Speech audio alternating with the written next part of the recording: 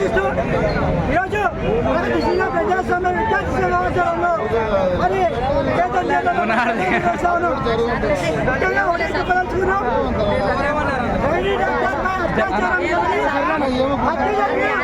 ఇంతవరకు కేంద్ర రాష్ట్ర ప్రభుత్వాలు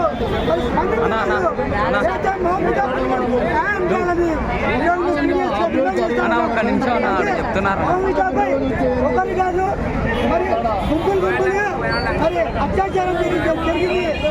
ఈ పోస్ట్ మార్టం రిపోర్ట్లో 150 years పడుతుందని మరి పోస్ట్ మార్టం రిపోర్ట్ చెప్పడం జరిగింది.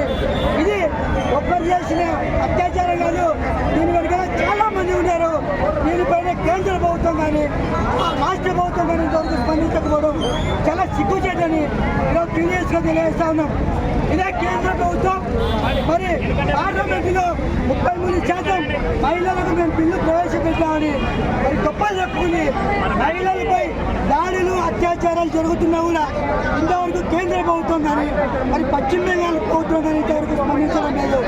మేము తెలియజేస్తా ఉన్నాం ఈ ప్రభుత్వాలకు మీకు మహిళలపై చిత్తశుద్ధి ఉంటే కుటుంబానికి న్యాయం చేయాలని మేము డిమాండ్ చేస్తా ఉన్నాం. మరి పశ్చిమ బెంగాల్ ముఖ్యమంత్రి అయినా కానీ మమతా బెనర్జీ ఇంతవరకు దీనిపై స్పందించలేదు.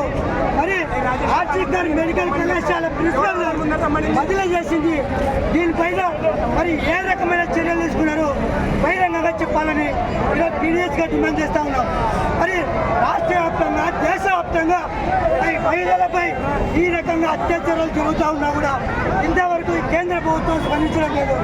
మోడీ ప్రభుత్వం మేము మహిళలకు పక్షాన ఇచ్చాం, మేము 33% రిజర్వేషన్ తెచ్చామని గొప్పలు చెప్పుకుంటా ఉంది. ఇంతవరకు కూడా మహిళలపై అత్యాచారాలు హత్యలు ఆగడం లేదు. మేము చెప్తా ఉన్నాం సీరియస్గా ఈ రాష్ట్ర ప్రభుత్వానికి కేంద్ర ప్రభుత్వానికి ఇప్పటికైనా పార్లమెంటులో మహిళలకు ప్రత్యేక రక్షణ చట్టం తీసుకురావాలని ఈరోజు డిమాండ్ చేస్తా ఉన్నాం. లేని పక్షంలో జల పార్లమెంట్కి సిద్ధమవుతాం, పార్లమెంట్ కూడా ముట్టడించేకి కూలుకుంటామని ఈరోజు సీరియస్గా తెలియజేస్తా ఉన్నాం.